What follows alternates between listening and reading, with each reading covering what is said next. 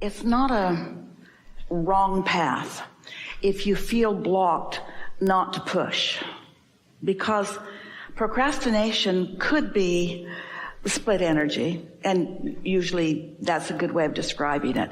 But it also could be a habit of action that isn't going to get me to where I want to go. And the more I think I'm going to do this thing that isn't a good vibrational match to where I'm going, then the more uncomfortable I feel. And that's what the feeling of procrastination really is. It's split energy.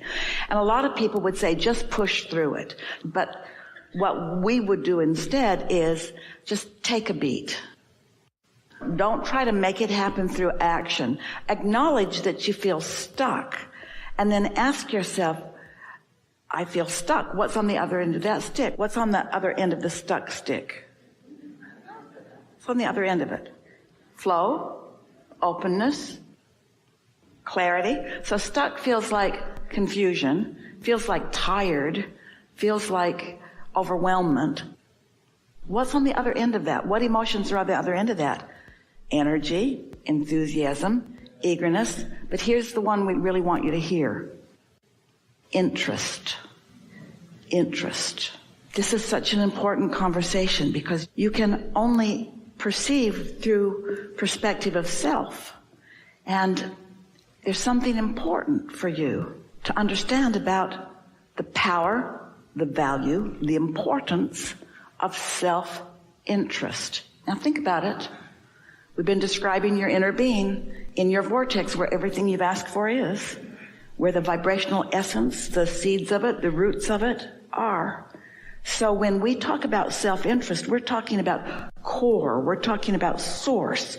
The cooperative components are being gathered, and when you let yourself go to others who want you to go over there or over there or over there, they might call it selfish, and we would too, self-interests.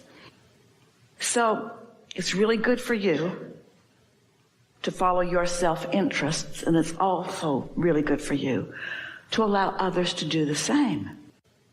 Because if you will be selfish enough to move in the direction of what's in your vortex and what's calling you, and you accomplish that alignment, that feeling of satisfaction by going that way, you win, and also others who are following their self-interest, they win. In other words, the only way win-win can happen is if you do a win. A lot of people, they're so opposed to self-interest that they don't let themselves win by aligning with their power and their passion and their current and their desires. So you can't have a win-win without a win.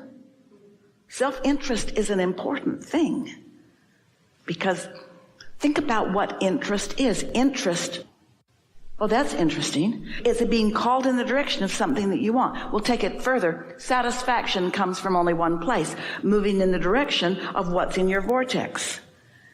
And so, good basis for this discussion. We wanted to guide you just a little bit because there's a little bit of discomfort about following self-interest. Because humans teach you that you should be more giving. And we say you can't give what you don't got. If you're not selfish enough to align with this current and align with this momentum and align with this clarity and align with this abundance, you don't have anything to give anyone anyway. So it's an important thing to align with who you are. And do you know, in the same way that there's a win-win, there's a lose-lose. There's confusion about this because there's a lot of people who really want everybody to just do what they need them to do. Don't leave me. Don't leave me, don't leave me, don't leave me, don't leave me. But sometimes you don't find yourself until somebody leaves.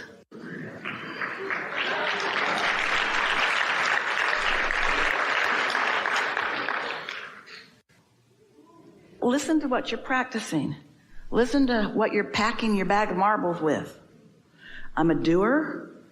I'm an inspired being. You know how this works. Say those words.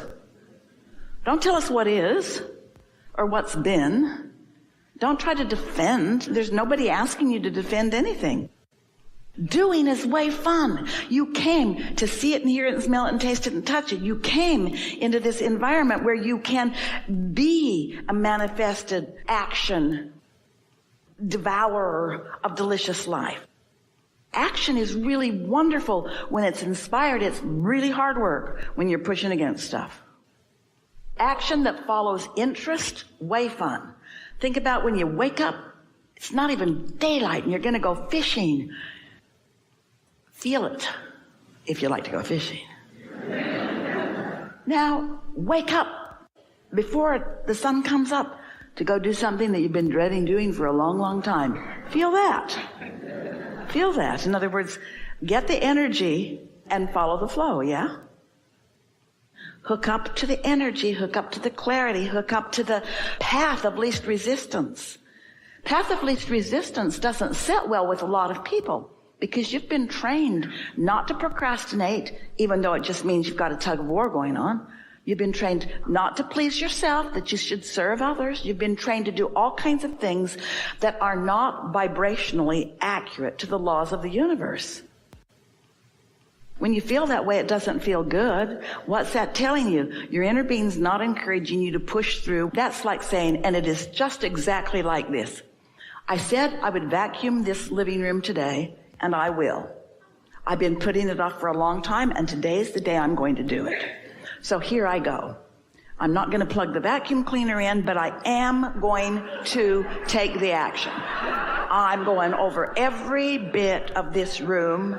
I'm going to get every bit of it.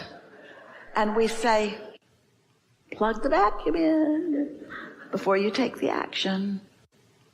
And so when you decide that you're going to go with the flow, for a long time, because there's so many humans who feel this way, we told a story almost every seminar where it's like you take your canoe and you go down to the river's edge and you point your canoe against the current.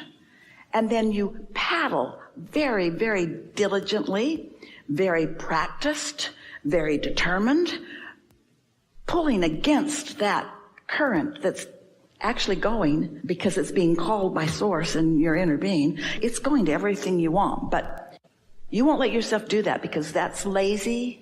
That's the path of least resistance. I'm going to prove my worthiness by doing it the way that others who have monuments in their name have done it. I'm going to struggle and sacrifice, and I'm going to do it the way that will make me be revered by others who have done it their way. And we say, we'd like to suggest that you just let your canoe turn and that you just go with the flow. Oh, that feels kind of good, but it feels lazy. It feels lazy. And we say, where do you get this stuff? Have you ever seen a sufferer? Have you ever seen it turn out good? Have you ever seen a complainer? Does their life just get better and better and better? Oh, you go, girl. You just keep complaining about everything. I can see how that's working out for you. Everybody loves a complainer. Just keep complaining. Keep pointing out how everything is unfair. Pronounce that injustice. Speak it, speak it, speak it, speak it. And we say, pay attention, connect the dots. Pay attention to how you're feeling and what's happening and how you're feeling and what's happening and how you're feeling and what's happening. Sometimes a feeling of procrastination is every cell of your body would like a little bit of a rest. Sometimes a feeling of procrastination is you're paddling against what you really want and your inner being is never helping you paddle against something that you want. So you're really on your own. It's like, talk about out there on the bleeding edge. You're not allowing the momentum and the current of source to call you in the direction. We would redefine for ourselves, if we were standing in your physical shoes, we would give a new definition to procrastination. We'd say procrastination is the way I feel when I want something, but I'm turned in opposition to it, but I'm determined to go anyway. It's like there's nothing in myself that's helping me. Esther's sister has a really cute daughter that said to her mother one day, I just don't have any ready to start. I don't have any ready to start. And her wise mother didn't say, well, start anyway. If you don't have any ready to start, you don't have the vacuum plugged in. Don't waste your time. Don't spin your wheels. That's what makes people tired and negative and defeated. They're working against themselves and things aren't working out. And you can't tell when you look at other people. You really can't tell. You can read attitude and you can read body language, but you don't know for sure who's tuned in, tapped in, turned on. Because you don't know what they want. You don't know what their bag of marbles is. You don't know what's been going on with them. Don't try to figure it out from others. Just line up and feel it. Show yourself the difference between what it feels like when you're in alignment and what it feels like when you're not. And then notice the results of when you push through anyway. The pushing through anyway only gives you relief in this sense. When you stop hitting yourself over the head with a hammer, it does feel a little better. But there's way more relief downstream for you. You tend to identify yourself through what you can see and hear and smell and taste and touch. But your inner being is consciousness, and you are the see it, hear it, smell it, taste it, touch it part. Yes, yes, yes.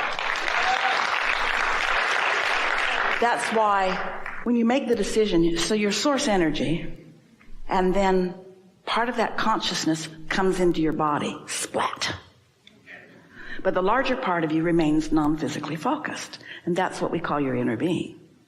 The collective of that is what most people refer to as God, or whatever label they give to that all that isness.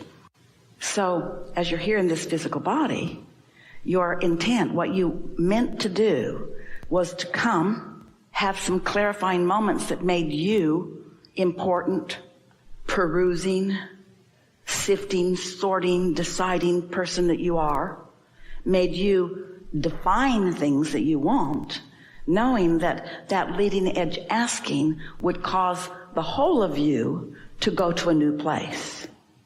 And then your plan was to use the way you feel to know whether you're in alignment with the new place that you've gone or not. The better you feel, the more playful you are. Usually the younger you are, the more you're called by that. The beasts of your planet, oh, they're experts at that. What's the difference between your beasts, that's a term of endearment, by the way, and humans? They're not trying to think their way through everything. They feel their way. Humans call that instinct. We call it path of least resistance. That flock of birds up there, not banging into each other, everybody knows right where to be. Who's the leader? Not any of them. They all have inner beings. The inner beings offering the idea of the path of least resistance.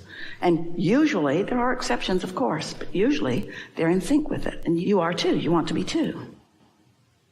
And there are no boundaries to this field, so it includes what you call physical and what we're calling non-physical. So when your inner being brings its bag of marbles to the vibrational field, what it holds for you is appreciation that we can't even find a big enough word for. And love, the words are so inadequate. And understanding and appreciation and expectation. And so that's what your inner being is. But your inner being can't evoke from you something that you're not offering. Your inner being is always calling as much of you into alignment, into calibration, as you in any moment in time are able to allow. You get to resist or allow because you have the free will to do it. You get to have step one moments. You get to be in moments where you know what you don't want because it's an advantage to you and to all that is. And so your inner being is never standing around saying, not ready yet, in any kind of attitude of impatience. Your inner being is always just knowing what you want and knowing that you can come and always offering ideas about what the path of least resistance could be for you. And sometimes you get it and sometimes you don't.